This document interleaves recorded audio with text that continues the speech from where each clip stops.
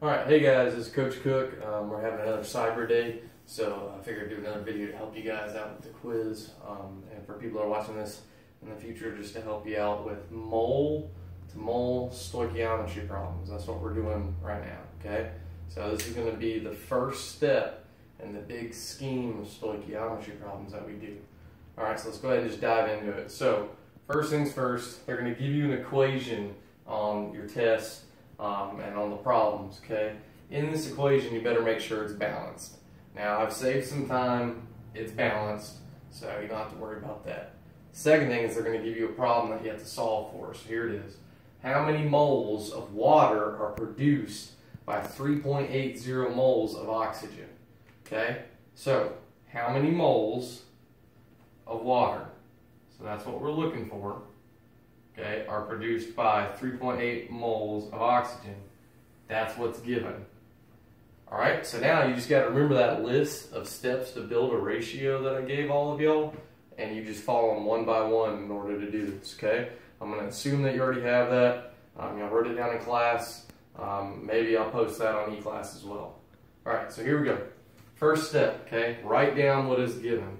And always make sure you have your units. So 3.80 moles of oxygen, okay?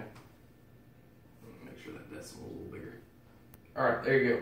Next, put that over 1. Set up a ratio next. Now, whatever is up top, whether it's elephants, hippos, whatever. If elephants is up here, elephants goes down here. Hippos, hippos. Okay, it doesn't matter what it is, my point. Whatever's up there goes down there, units-wise, not number-wise. So the unit is moles of oxygen. Okay? Next, whatever you want to solve always goes up top. And a lot of people try to put in numbers here and here before we ever finish putting in the units. Don't do that. It's going to mess you up. Always make sure you put the units first and then fill in the blanks second. You'll save a lot of pain and heartache, okay? So here you go. What we're looking for always goes up top. Well, we already said it's moles of water. So moles of H2O. Alright, so you should have that. Next, you just go back and fill in the blanks. Whatever element's listed here and here, you go back up through your equation and you put the coefficient of the number that's in front of it. So, moles of oxygen. Well, I have oxygen here. Is there a number in front of it? No. So that means that it's an imaginary 1. So, moles of oxygen, we're going to put a 1.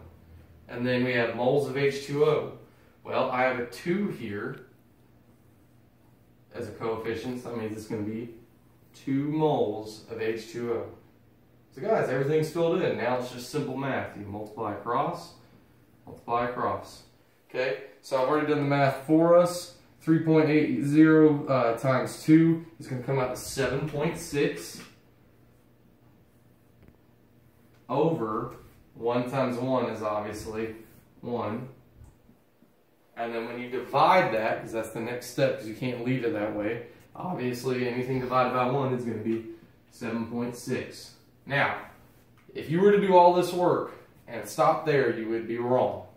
It's a naked number. You can't have naked numbers. You gotta have units with it.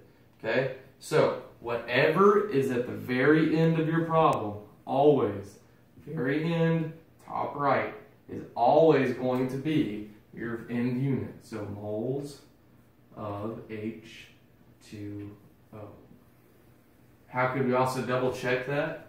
Well, it better match up to what's up here. And that's what it asked for. Alright, so that is a mole-to-mole stoichiometry problem, alright? Good job, guys. Make sure you get all your Cyber Day assignments done.